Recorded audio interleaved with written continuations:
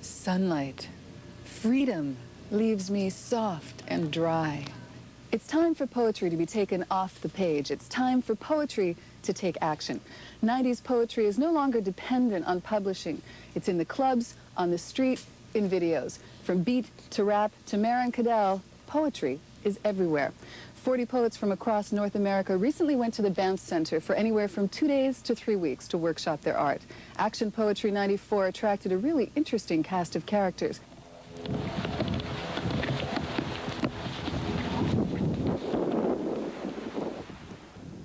You don't have to talk anymore, okay? You don't have to skateboard, chew tobacco, drop acid, snort coke, smoke dope, sniff glue, or talk anymore. Just listen. It's an easy surf. That's it. Surf. No, don't surf. You don't have to surf, get married, pop pills, get AIDS, have sex, eat meat, farm pigs, or smoke cigarettes. You just have to laugh, or cry, or sing, or worry. That's it. Think. Just breathe. It's all you got to do. Just breathe.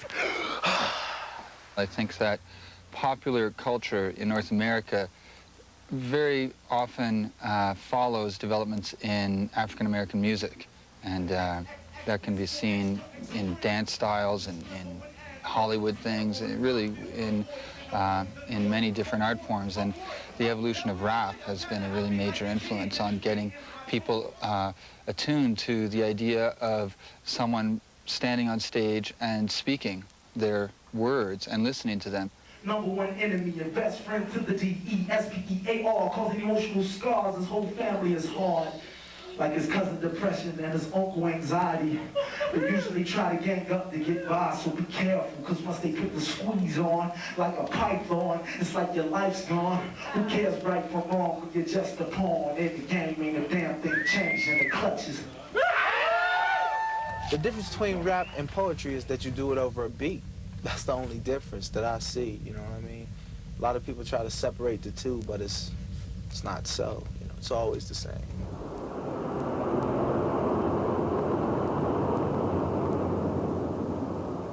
So, when you realize it's a pack of lies been dealt from the bottom, then there's no surprise. You can pick it up, you can put it down, you can sell it from a pushcart all over town, you can paint it on the walls of the lost and found. How can you see the light when you're living underground? You're comfortable with this, aren't you? Poetry has to get used to the camera. I think, you know, there's different kinds of ways of getting poetry out into the universe, but certainly taking a big bite out of the camera is one way to make sure that people are going to get you into their digestives.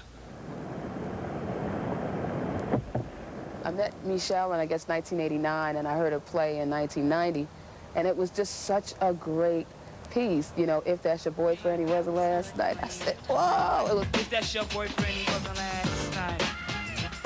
I want to be in love. Yes, I had your boy. If that's your boyfriend, if that's your boyfriend, if that's your boyfriend, he wasn't last night. You know, you all cats. What was the response to that be? And I just went to bed, and they was like, so what? So what? And that's when it started to hit. The last thing I need to do is call you nasty names. The official term surrogate means teaching boys love games. So what, that's your boyfriend? Ain't no big deal. Homeboy can do as he pleases. To get to the good love that I've got, I could care less who he skeezes. So if you want to borrow him, don't sweat me, I'm not uptight. The reason you had him today is he couldn't handle me last night.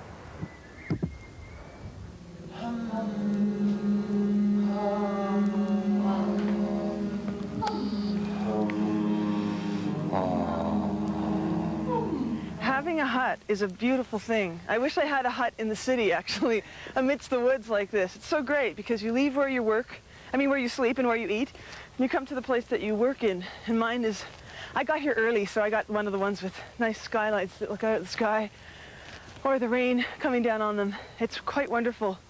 And they really, they're music huts, I think all of them have pianos. There's a real feeling of work in them, you can tell people have spent a lot of time in them writing. And are you aware of the other people around? Actually, no, this is the first time I've ever seen anyone.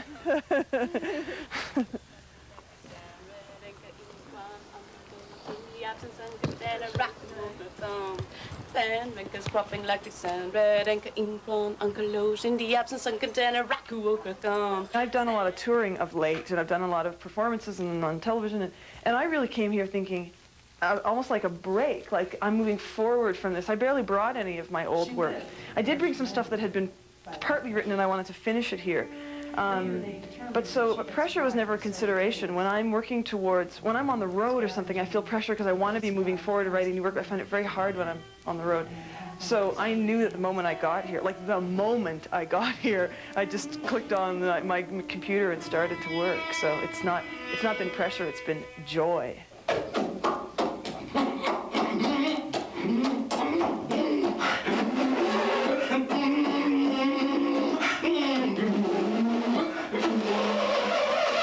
I find that my poetry is very descriptive, and I deliberately chose the very descriptive poems or very evocative poems because I wanted to texturize those even more.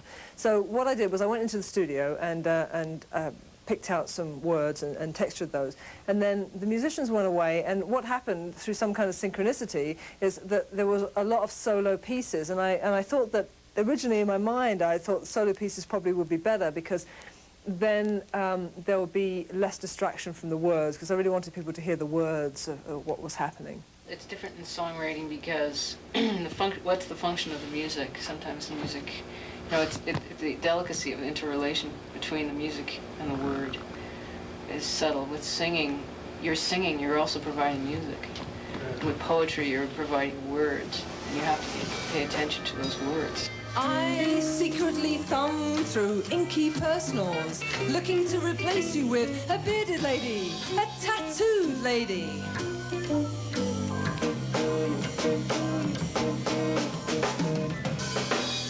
That was in my room, and my room is stark and neat. And it's stark and neat because the books are alphabetically filed. And the bedding is hidden away. It's hidden away. Been kicked out of every restaurant in town. So I'm standing here against this hydro pole, and I'm having an inhale on this shag. I'm dredging a drag through this here filter. And I wish this cigarette was a foot long, so I could keep sucking and puffing, sucking, puffing, pinching my lips on the seal, stoking my stack, a hand on a fresh pack, delirious, D-F-ing delirious. My eyeballs floating in my smoke-filled head, my wrinkled lungs inflating, splitting, spilling my heart on the sidewalk, aching, broke. Been looking all day, been getting uptight, been taking a challenge in the systems, I might have to fuss, I might have to fight. If they own the day, I'm going to own the night. I'm going to fuss, I'm going to fight. If I don't get a chance in the day, I'm going to take my chance at night.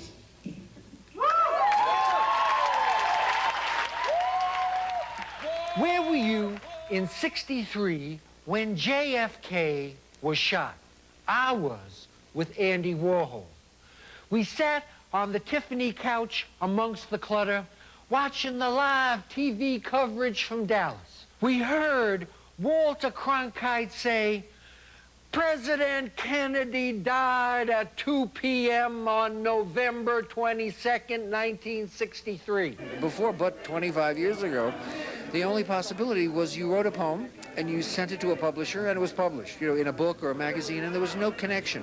When you work with technology and music, you're a part of the connection, you're a part of the venue with the audience, and that again is just offers possibilities. Why would you talk about your husband? I love poems. I love poems. Oh, you do? I'm glad.